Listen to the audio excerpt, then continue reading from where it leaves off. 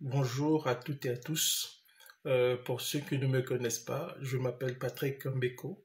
Je suis auteur de plusieurs ouvrages sur les conflits en Nord-Afrique et mon champ d'expertise est la région des Grands Lacs à laquelle j'ai consacré quelques ouvrages de référence.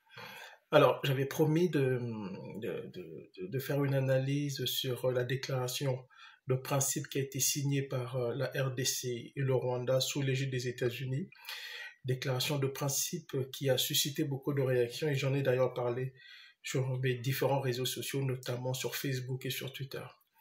Alors aujourd'hui, au lieu de faire cette analyse, puisque j'en ai déjà parlé, je veux me limiter à relever euh, quelques limites dans la réflexion qui a été celle du gouvernement congolais avant d'amorcer la phase de discussion avec les États-Unis pour leur proposer, en tout cas, pour proposer aux Américains le fameux partenariat stratégique sur les minerais critiques congolais en échange de soutien diplomatique et militaire des États-Unis. Et donc, de mon point de vue, je pense qu'il y a eu une erreur au niveau de la réflexion stratégique. En fait, j'ai même l'impression qu'il n'y en a pas eu. Pourquoi je le dis? C'est que quand on lit la déclaration de principe, on s'aperçoit très rapidement que ce sont les demandes du Rwanda qui ont été beaucoup reprises et que du côté congolais, il n'y a pas vraiment grand-chose. En réalité, cette déclaration de principe fait la part belle au Rwanda. Et cela peut se comprendre dans la mesure où le gouvernement congolais n'a pas anticipé ce qui pourrait arriver. Alors, pourquoi j'ai parlé tantôt d'erreur de jugement ou même il n'y a pas eu de réflexion en amont sur ce partenariat, en tout cas cette proposition de partenariat, tout simplement parce que quand j'ai lu la déclaration de principe, je me suis aperçu que du côté congolais, on ne s'attendait sûrement pas à une présence rwandaise sur la table des discussions, parce qu'au fond, c'est le Congo qui a proposé ce partenariat aux États-Unis, à la grande surprise de tous, et je crois même des autorités congolaises. On a vu le Rwanda se retrouver à la table des négociations. Comme on dit en lingala, voisin kosala nini na kop na biso. C'est vraiment ça qui s'est passé. Alors, pourquoi ça? Tout simplement parce que du côté congolais, on ne s'est pas posé les questions de base de mon point de vue. On aurait dû déjà se poser la question de savoir ce qu'il est utile de faire un deal sur les minerais stratégiques en échange de soutien diplomatique et militaire des États-Unis. Est-ce que c'était essentiel? Est-ce qu'on a un problème de sécurité et de défense qui mérite une implication directe de l'armée américaine? Est-ce que on a cherché à comprendre la doctrine des États-Unis en matière de politique étrangère sous l'administration Trump? Est-ce qu'on a cherché à comprendre ce que l'administration Trump pense de l'Afrique en général et du Congo en particulier? Ce sont des questions que nous aurions dû nous poser, en tout cas au niveau de la RDC, avant d'amorcer une quelconque discussion ou proposition avec les États-Unis sur les minerais critiques. Et on le voit bien puisque aujourd'hui, le Congo a proposé aux États-Unis de discuter des minerais critiques congolais en échange de la sécurité et de la défense. Et on voit tout d'un coup le Rwanda qui se retrouve à la table des discussions. Alors tout Congolais censé peut se poser la question de savoir que vient faire le Rwanda dans une discussion censée ne se limiter essentiellement qu'à la RDC et aux États-Unis. C'est la première question qu'on devrait se poser. Alors, poser la question, c'est y répondre. Premièrement, je pense que le Congo n'a pas évalué ce que pensent les États-Unis de tout ça.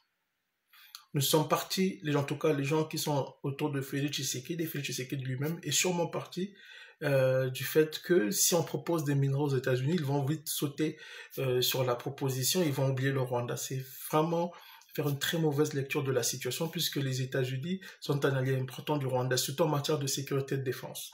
Et justement, on a vu au lendemain de la signature de la déclaration de principe, on a vu le ministre rwandais des Affaires étrangères, M. Olivier Nduhungirehe, rencontrer des responsables américains dans le cadre d'une discussion de très haut niveau sur les relations bilatérales en matière stratégique.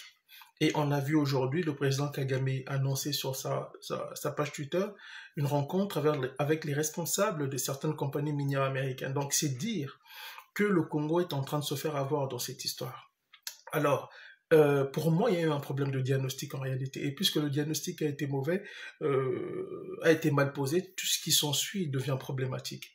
Et donc, voyez-vous, je vais vous donner un exemple très simple. Aujourd'hui, le Congo a demandé aux États-Unis de le soutenir en matière de sécurité et de défense. En retour, qu'est-ce qu'on voit? On voit apparaître un personnage sulfureux qui s'appelle Eric Prince, qui est le patron de la compagnie Blackwater, qui a changé de nom en réalité, puisque quand j'ai parlé de Blackwater, beaucoup de gens ont repris cette histoire de Blackwater, ignorant peut-être que Blackwater n'existe plus. En fait, c'est une compagnie qui a changé de nom et qui opère dans plusieurs régions, y compris d'ailleurs sur le continent africain. Alors, pourquoi les États-Unis font appel à Blackwater? Tout simplement parce qu'ils ne veulent pas assurer la sécurité et la défense de la RDC. Ce genre d'histoire, ce genre de dossier, on le traite au niveau des ministères de la Défense. Vous signez un accord de défense ou un accord de partenariat stratégique qui inclut les questions de sécurité et de défense. Mais vous ne pouvez pas aller vous vendre plus au fond, en tout cas aux Américains, en disant tout simplement qu'on va vous donner nos minerais en échange des investissements, mais en pariant sur le fait que ces investissements vont amener une certaine sécurité. Non. L'histoire du Congo, justement, nous montre que le pillage le plus important a été réalisé pendant la guerre. C'est pendant la deuxième guerre du Congo, en tout cas, à partir de 98 jusqu'en 2003-2004, on a vu une présence massive des compagnies minières occidentales à l'est de la RDC en pleine guerre. Donc la guerre n'est pas un problème pour les compagnies minières. Tout dépend de la doctrine que celles-ci développent. Et parce qu'à l'époque aussi, il faut le rappeler, on n'avait pas des grandes entreprises, on avait ce qu'on appelait des compagnies juniors qui agissent comme des poissons pilotes pour des grosses compagnies. Il n'en demeure pas moins qu'elles étaient là, qu'elles ont fait beaucoup d'argent pour les comptes de grandes puissances, de certaines grandes puissances. Et c'est la raison pour laquelle justement les États-Unis, la Grande-Bretagne et même l'Allemagne et le Canada, je crois à l'époque, avaient tout fait pour que le contenu de certains rapports des Nations Unies sur le piège du Congo soit revu ou corrigé d'une certaine manière. Il y a même des noms de certaines firmes qui ont été retirées de certains de ces rapports-là. Donc, c'est dire que ce n'est pas l'instabilité qui pose problème. Les États-Unis ont fait beaucoup d'argent en Irak en pleine guerre, justement parce qu'à l'époque, on avait déployé des gens comme Eric Prince et la compagnie Blackwater qui étaient là pour combattre des groupes insurgés, notamment celui de Moqtada al-Sadr, pour ceux qui ont suivi les événements à l'époque. Donc ce n'est pas l'instabilité le problème.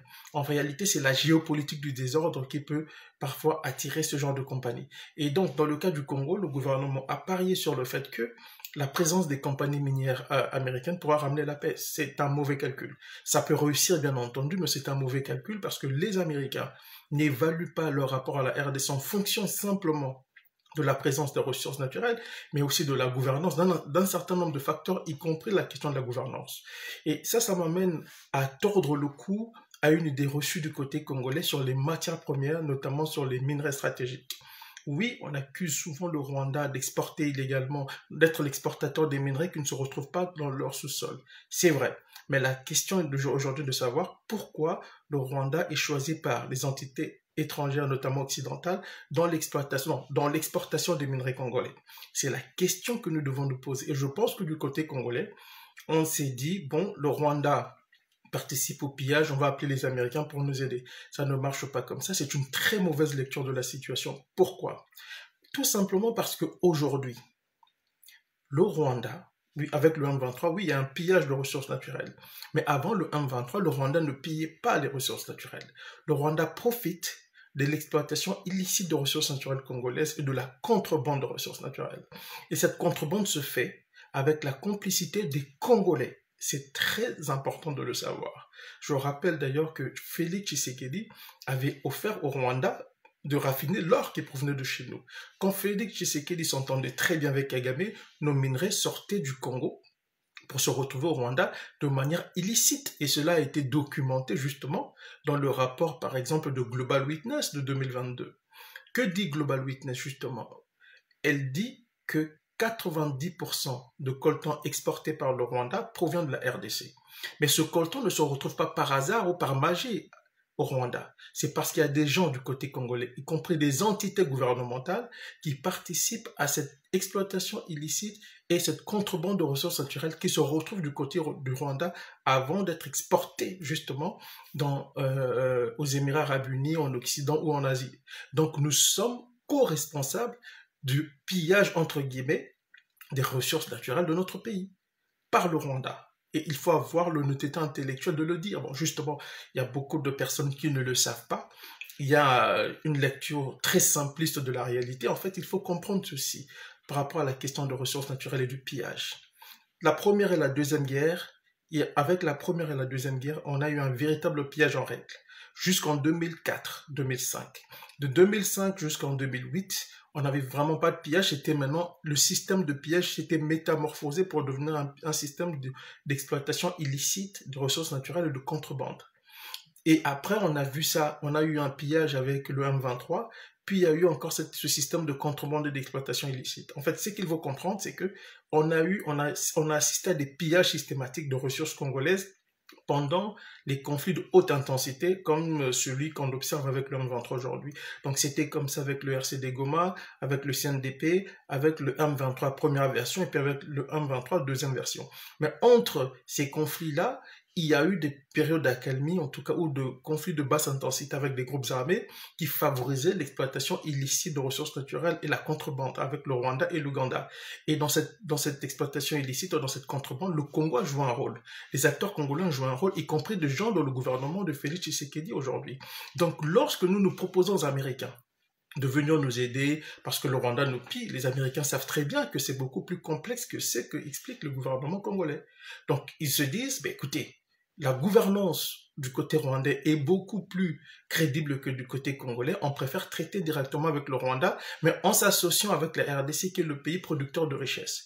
Donc, d'une certaine manière, ce que moi, je crois, j'observe, c'est que dans cette histoire de discussion avec les États-Unis et le Rwanda, je pense que les Américains, justement, ont réuni le Rwanda et la RDC parce qu'ils n'ont pas beaucoup confiance en la RDC. Tant aussi longtemps que le climat des affaires en RDC ne sera pas assez, tant que la gouvernance sera problématique, les Américains vont préférer traiter avec un pays qui, à leurs yeux, a une gouvernance respectable ou acceptable. Et d'ailleurs, c'est la raison pour laquelle la plupart des négociants miniers du côté congolais traversent la frontière pour aller du côté rwandais. Et puisque je vous parle de contrebande, je vais vous citer justement un extrait du rapport de Global Witness de 2022 pour comprendre ce qui se passe dans le secteur minier. Voici l'extrait du rapport.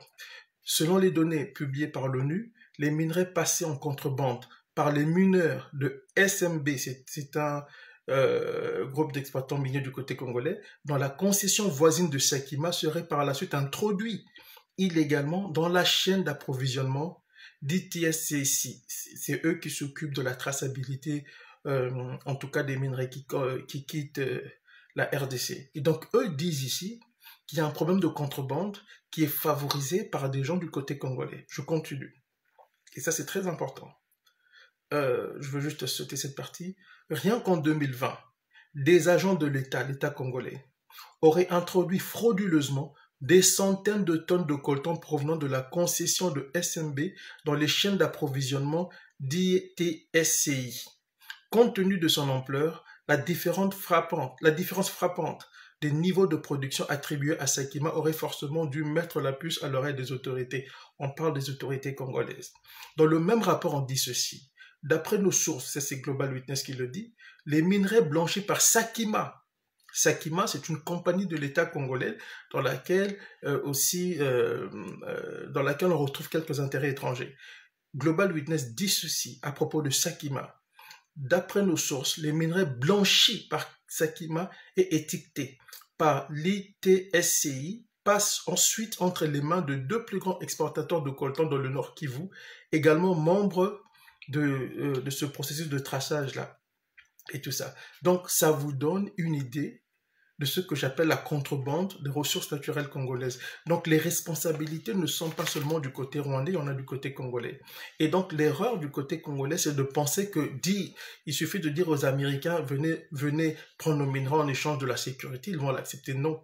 Et la preuve en est qu'aujourd'hui, les États-Unis vont sûrement faire appel à Eric Prince, on va discuter sûrement avec le Rwanda, et au final, le Congo va se faire avoir. Donc, nous avons fait appel aux États-Unis pour nous aider à nous débarrasser du Rwanda, et les mêmes Américains font appel au même Rwanda pour trouver des solutions aux problèmes que le Rwanda a causés. Tout ça pourquoi? Parce qu'il y a eu un très mauvais diagnostic du côté congolais. L'appréciation de la problématique congolaise a été calamiteuse et cela nous cause aujourd'hui des problèmes, ça cause des problèmes à la RDC. J'attends de voir à quoi ressemblera le protocole d'accord qui va être signé, mais à l'allure où vont les choses, je crois comprendre que le Congo sortira perdant de tout ça parce que de toute façon, la stratégie du Rwanda n'est pas de faire éternellement la guerre. La guerre, Dixit, close 8, c'est une autre manière de faire de la politique. La guerre n'est qu'un moyen, ce n'est pas une finalité. La finalité, c'est ce qui sera décidé dans le protocole d'accord que vont signer la RDC et le Rwanda sous l'égide des États-Unis. C'est ça qu'il faut garder à l'esprit. Parce qu'il y a des gens qui m'ont dit, mais M. Mbeko, il y a des gens qui meurent tous les jours. Oui, je le comprends. Mais pour Kagame, la guerre n'est pas éternelle. Kagame a des objectifs, a des ambitions territoriales. Il veut une partie du Kivu. Il veut au moins étendre sa zone d'influence dans cette partie, continuer à profiter de ressources naturelles congolaises. Et à l'allure où vont les choses, il risque en tout cas, de gagner son pari et d'atteindre ses objectifs. Pourquoi? Parce qu'il y a un manque de clairvoyance géopolitique et stratégique flagrant au sommet de l'État congolais. Donc voilà, bonne soirée à tout un chacun.